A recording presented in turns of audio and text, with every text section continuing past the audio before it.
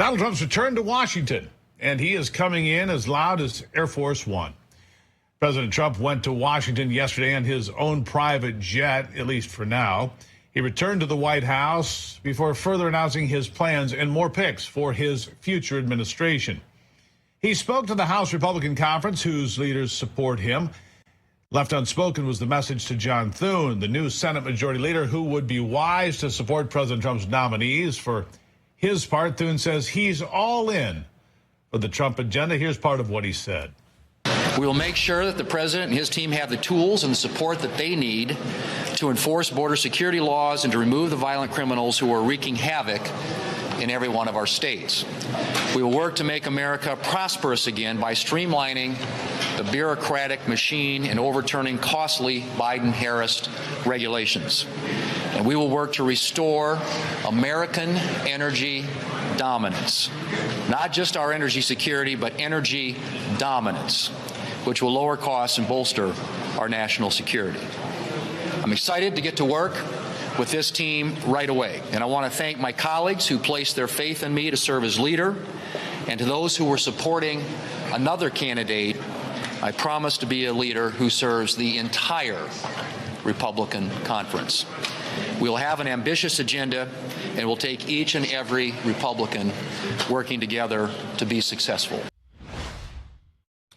Well, Trump is building his new team, and the nominees now include Marco Rubio for Secretary of State, Matt Gaetz for Attorney General. That shocked a lot of folks.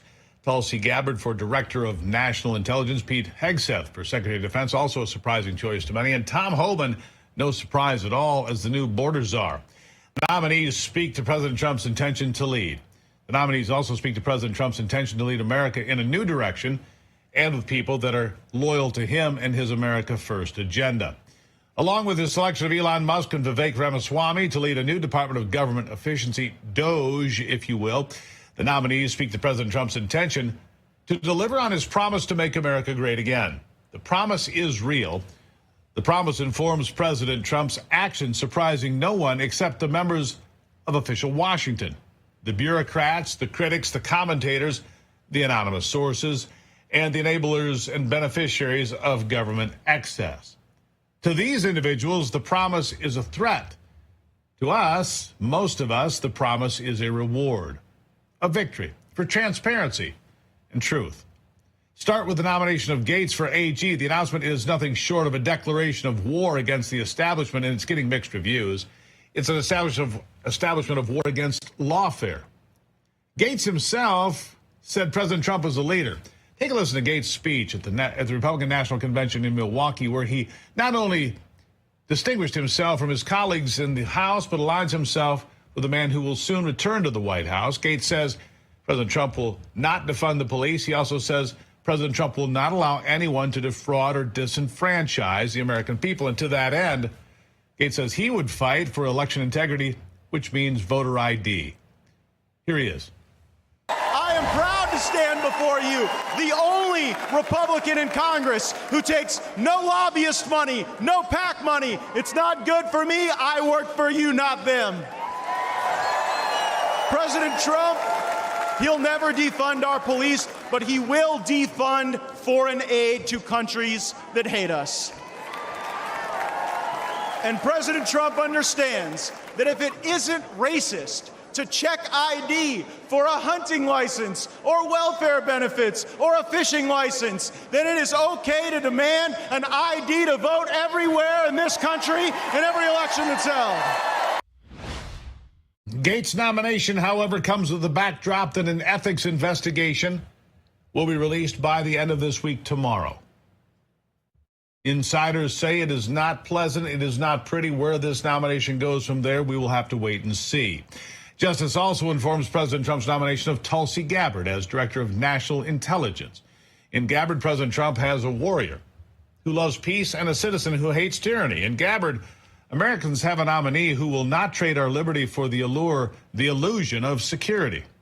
And in Gabbard, we have someone with personal experience concerning the abuses of the deep state. One thing is certain. Gabbard will no longer be on a secret terror watch list. she will no longer be the target of harassment or intimidation because she left the Democrat Party. The patriot that Hillary Clinton once labeled as a Russian spy will soon end state-sponsored spying on the American people, at least we hope. Gabbard said as much at the Trump rally at Madison Square Garden. Here she is on the importance of freedom in America. Listen. A vote for Donald Trump is a vote for someone who will defend freedom and every one of our God-given rights that are enshrined in the Constitution and Bill of Rights.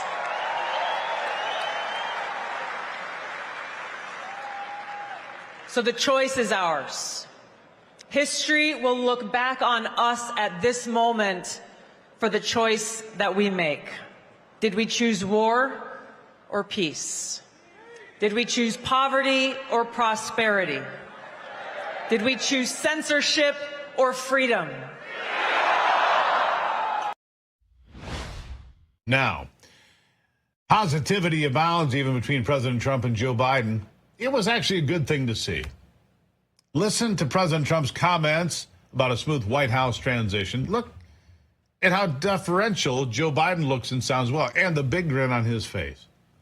President Trump exuded the calm and confidence of a leader. Here they are. Well, Mr. President-elect and former President, thank you. Donald, congratulations. Thank you. And looking forward to having like we said, a smooth transition. Do everything we can to make sure you're accommodated, what you need. And we're going to get a chance to talk about some of that today. So, good. Welcome. Thank you very much. And thank you very much. And politics is tough. And it's, in many cases, not a very nice world, but it is a nice world today, and I appreciate it very much. And a transition that's so smooth, it'll be as smooth as it can get, and I very much appreciate that, Jim. You're welcome. Thank you all. I think America needed that. I think America really needed that. The election season is over. America has chosen time to bury the hatchet and move forward. Positivity was the theme of the day, as the clip of President Trump at the White House and the Republican conference makes clear. Here's President Trump speaking of the most important election in almost 130 years, not since the election of 1896. When William McKinley defeated William Jennings Bryan, has there been such a momentous shift? President Trump put his victory in context, reminding House Republicans that he won every single swing state. He congratulated all Republicans on the big victory as well. Here he is. I just want to thank everybody. You've been incredible. We worked with a lot of you to get you in, and you helped me, and you helped me too. And my numbers were, so they say, the 129 years is the most important election in 129 years. That's pretty good. I said, who is the 129 years? What was that, Doc Ronnie? Who was 129 years ago? I never looked, because it started at being 100, and then they upped it to that. But it's a great compliment. We won the majority by 7.1 million. We won, which is great, because Republicans aren't supposed to be winning the majority, Marjorie. You know that, right? And we won that, and we won it every way, all 7 swing states by a lot. And then Michigan was great. Couldn't be better, I'll tell you. Michigan was great. And Michigan couldn't be better, he says. Hats off to Pete Hoekstra, the Republican chair in Michigan, pulling off something nobody thought could happen just a year ago. Now, hopefully, John Thune got the message. He said he did earlier. You heard his comment. 2 years ago, he had a different message, and that's why I bring it back. 2 years ago, he was anything but a supporter of the president. He said he wanted other options, that he wanted someone else, anyone else, to be the 2024 Republican presidential nominee. Now, hopefully, he's a better political leader than he is a political analyst or prognosticator. If he cares about maintaining his position as Senate Majority Leader, he will help President Trump, not hinder him. And if you want proof of that, watch this. If Donald Trump is the Republican nominee, would you support him? Well, I'm hoping, Leanne, to have other options, and I think we're going to have a robust primary process. So that is a hypothetical, and I know everybody says, "Well, it's a cop out." You don't want to answer that question, but it truly is at this point very preliminary. And I guess what I would tell you is, I hope we have other options, and I think we will have other options. Who all gets into this race remains to be seen, but I know there are a number of folks out there who are looking at it who I think represent sort of a new generation of leadership, a leadership that can articulate a vision for the future of this country that is winsome, that is, aspirational, and that appeals to people's hopes. It appeals to people's hopes. Now, Thune can start by supporting President Donald Trump's Day One agenda, not just in word, but to throw that away, but to do it in fact. And he said yesterday, as I played at the top of this program, that he is on board.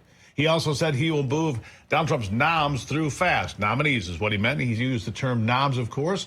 Take, for example, President Trump's plan to cut waste and stop inflation through impoundment.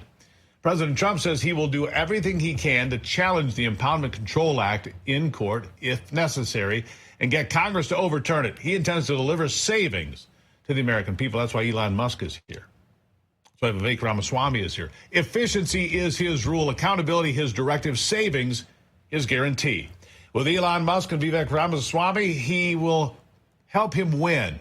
With the support of Republicans in Congress, everyone wins. Here he is.